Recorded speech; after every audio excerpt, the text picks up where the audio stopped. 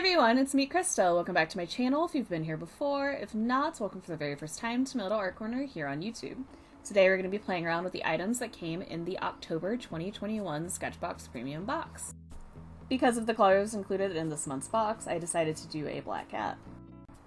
At this point, I'm just using the Faber-Castell 9000 2H pencil on that custom RM cotton paper. Best thing about the pencil is the lead is very hard and therefore very light, so I'm able to keep adjusting my sketch. As you see, it takes me a while to do so. Anytime I mess up, I pull in a kneaded eraser to help lift up any of the lines I don't want to keep. Sometimes your sketch will be perfect from the get-go, and other times not. A big part of drawing, just like with any other skill that you learn, is that you just have to keep trying and going and deal with messing up and learning how to correct it. It's just all part of learning, and it's just a big part of any creative process.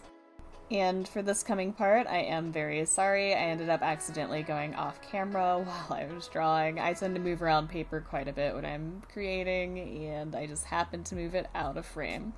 It will get back in there eventually, I promise.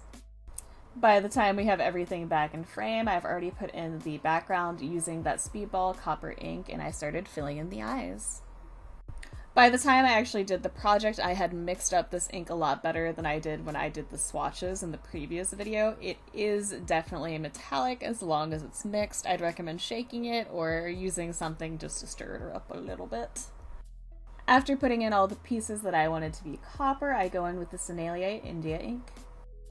For the darker parts, I'm using less water, and for the lighter ones, obviously, I'm using way more water. I also mix in a bit of the copper ink with certain parts of the lighter areas just to bring that tinge into the cat itself.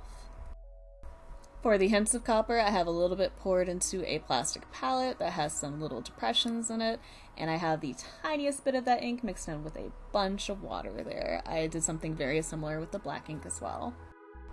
At this point, I'm using the Princeton Angle Shader brush to apply all of these different kinds of ink. To get the finer lines, I'm using the very tip of that angle brush, and for wider spaces, I'm just using the rest of it. After these layers are dry, I go back in with the India ink and darken up certain parts of the cat. I also create some subtle hints of texture by creating lines with the paintbrush. After putting in a bit more India ink, I do pull in the Kuretake Bimoji Fude brush pen. This is the navy colored one. At first, I apply it directly to the paper and then just use a bunch of water to dilute it. I later decided that's probably not the best way to pull in this pen, so I put a little bit of the ink on that plastic palette we mentioned earlier, used a bunch of water with it, and applied that mixture directly to the part of the cat on the painting. Now we have some hints of blue in the fur along with the black. I wanted this one to feel pretty loose and messy, and I didn't want to get into the habit of just tightening everything up too much, so I started splattering the India ink around different points in the background and extending it out from what we have painted of the cat so far. Finally, I start pulling in the Kuretake Fudaho Kobura number 30, which is the black marker that came in this month's box. I mostly just use it for lining and darkening certain areas of the drawing. I also decided to pull in more water to blend it out with what we already have going on. I also use it to create some little fun lines to help insinuate a bit of a fur texture in certain spots. I did notice with both of the Kuretake markers, once they are dry, you can still blend them out with a bunch of water, so don't use it for lining until you are done. At this point, we make some more splatters. Yay, this is one of my favorite parts. And then I start pulling in that Jelly Roll medium white gel pen, which is by Sakura. I used it for the very bright highlights on the eyes at this point, and then I also bring it into certain spots on the fur. For some of those areas on the fur, I do use my finger to help blend it out. I also use the white gel pen to create some cute little whiskers for a cute little cat.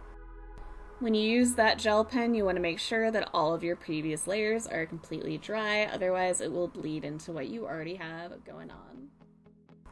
I add some final touches here, such as sneaking in a little bit of a darker black using the India ink in between the whiskers.